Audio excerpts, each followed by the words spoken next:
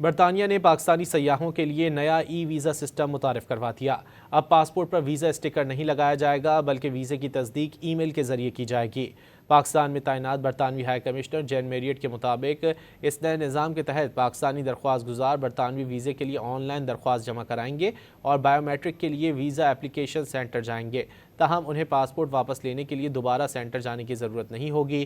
کامیاب درخواست گزاروں کو ویزے کا ڈیجیٹل ریکارڈ فراہم کیا جائے گا جو ان کے UK visa and immigration account کے ذریعے دستیاب ہوگا۔ اس اقدام کا مقصد امیگریشن اسٹیٹس کو زیادہ محفوظ اور قابل رسائی بنانا ہے۔ برطانوی ہائی کمشنر کے مطابق درخواست دہندگان کو ویزے کی حیثیت ثابت کرنے کے لیے ایک شیئر کوڈ بھی فراہم کیا جائے گا۔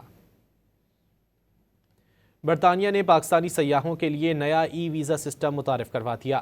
اب پاسپورٹ پر ویزا اسٹیکر نہیں لگایا جائے گا بلکہ ویزے کی تصدیق ای میل کے ذریعے کی جائے گی۔